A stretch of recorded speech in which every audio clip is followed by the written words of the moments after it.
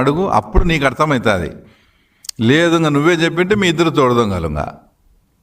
దాంట్లో ఏ సంబంధం లేని నన్ను, చంద్రబాబు నాయుడు గారిని, ఆదన్నను, వీళ్ళందరినీ ఇరికియాలని చూసి ఏమేమో పడి ఇంకా ఇప్పటికీ ఇంకా వివేకానంద రెడ్డి ఇదే మాట్లాడితే ఇందాక చెప్పినట్లు తర్వాత వెన్నుపోటు అనేది అది కాదు. వెన్నుపోటు రాజశేఖర రెడ్డి గారు బతికున్నప్పుడే మళ్ళీ సీఎం అయిన తర్వాత ఓన్లీ మీ 3 ఫ్యామిలీలే, అంటే షర్మిల అండ్ అనిల్, జగన్ అండ్ భారతి, రాజశేఖర రెడ్డి గారు అండ్ విజయమ్మ గారు, 3 ఫ్యామిలీలు ఇజ్రాయెల్ పోయారు.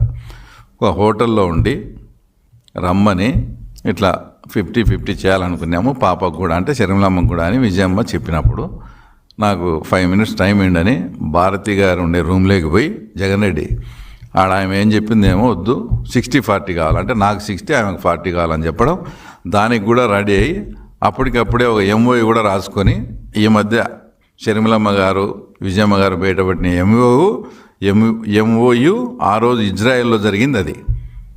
అది కూడా బయటపెట్టి అది కాదు నువ్వు వెన్నుపోటు అంటే ఆ రోజు మాట్లాడి 60-40 కూడా ఇస్తానని నువ్వు జైల్లో ఉన్నప్పుడు ఆమెను పాదయాత్రకంతా తిప్పుకొని ఆమెకు నువ్వు చేసినావు చూడు, అది ఒరిజినల్ వెన్నుపోటు. అంటే ఈ బుద్ధుడికి ఆస్తులు పనిచేయకుండా ఈరోజు నువ్వు వెన్నుపోటుదారని సొంత చెల్లెలకు.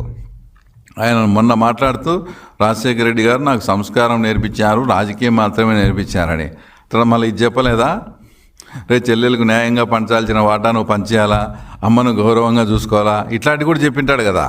ఇట్లాంటి చెప్పలేదా మరి ఆ రోజు రాజశేఖర రెడ్డి గారు? ఏదో మీదో పెద్ద ఫ్యామిలీ అయినట్టు, మీ కుటుంబ చరిత్ర అసలు ఎవరికి ఆ తర్వాత తెలియనట్టు. అంతెందుకు, ఇప్పుడు సతీష్ రెడ్డి గారు మీ పార్టీలో ఉన్నాడు, మిమ్మల్ని స్నేహం చేసే వయస్సు వాళ్ళతోనే చేయాలా, అది చేయాలా, అది ఇదని మాట్లాడుతున్నాడు. ఇదే సతీష్ రెడ్డి గారు తెలుగుదేశం పార్టీలో ఉన్నప్పుడు డిఎన్ రెడ్డి గారితో మాట్లాడి డిఎన్ రెడ్డి గారి ఇంటిలోంచి బయటికి వస్తా అంటే పానపల్ల బస్ స్టాండ్లో మీరు హ్యాండ్ గ్రనేడ్ అంటే పిన్ బాంబు అతని మీద వేసినారా లేదా? దీనికి సమాధానం చెప్పండి. సతీష్ రెడ్డి గారే చెప్పాలా. ఆ రోజు నిజంగా వేసినారా లేదా నేనేదో పబ్లిసిటీ కోసం నేనేదో వాడుకునే రవి నన్ను వదిలేయని సతీష్ రెడ్డి అంటాడా?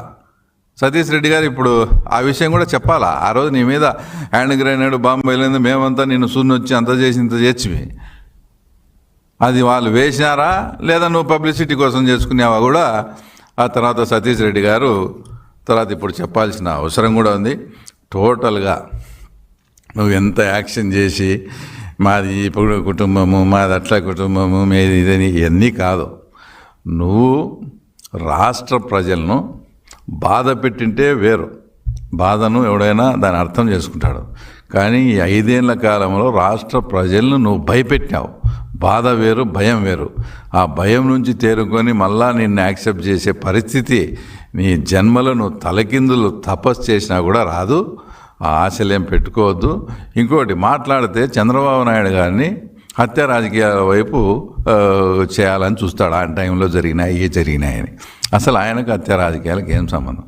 అసలు ఒకవైపు మేము సార్ వాడు ఇన్ని చేసినాడు పులిందల్లో, మనం వాడు 100 చేస్తే ఒక 5% అన్నా మనం చేయకపోతే మనల్ని నమ్మరు సార్, కొన్ని చేయాలని మేము సార్ను ప్రాధేయపడతా అంటే కూడా నో డెమోక్రసీ వేవ్లోనే పోవాలి, నేను అట్లాంటి చెడ్డ పనులే మనకు వద్దని మాకు ఆయన క్లాస్ పీకుతా అంటే మళ్ళీ ఆ తర్వాత నీదేదో ఆయన హత్య రాజకీయాలకు పోయినట్టు ఆయన హత్యారాజు నీలాగా ఆయన్ను జైల్లో పెట్టేయాలా, నీలాగా అట్లాగానా చంద్రబాబు నాయుడు గారు ఇప్పుడు ఏదో సామెత చూడు, అలుగుట ఎరుంగని అజాత శత్రువు అని, ఆ ఆలోచన చంద్రబాబు నాయుడు గారికి 1% వచ్చిందనుకో నీతో ఇబ్బంది పడిన అనేక మంది బాధిత కుటుంబాలు, తర్వాత నేను కూడా అవన్నీ, ఎందుకంటే మా చిన్నాయన కూడా మీరు అధికారంలో ఉండబట్టి మా చిన్నాయన మర్డర్ అయినాడు. ఇలాంటి బాధిత కుటుంబాలు ఎంతోమంది ఉంటాం. చంద్రబాబు నాయుడు ఒక కనుసైగ చేస్తే ఫస్ట్ విక్టిమ్ నువ్వే. ఆ విషయం నువ్వు గుర్తుపెట్టుకో. ఆయనకు హత్య రాజకీయాలు కానీ అన్డెమోక్రటిక్ వేలోనే వద్దని మాకు నచ్చ చెప్తా, మేము ఎంత ప్రాధాయపడతానే మాకు ఆయన ఒప్పుకోకుంటే ఆయనకు హత్య రాజకీయాలు కనిపించే ఎంత దుర్మార్గుని అసలు నువ్వు. కాబట్టి అసలు పులిందుల ప్రజలు కూడా ఏమనుకుంటారు తెలుసా, ఏదో జరిగిపోయింది, ఆయన ముఖ్యమంత్రి నాడు చనిపోయినాడు, మళ్ళీ ఇవన్నీ పాత ఎన్ని లేపి రాజారెడ్డిని రాజశేఖర రెడ్డిని మళ్ళీ తిట్టేట్టు చేస్తాడు జగన్మోహన్ రెడ్డి. అసలు జగన్మోహన్ రెడ్డి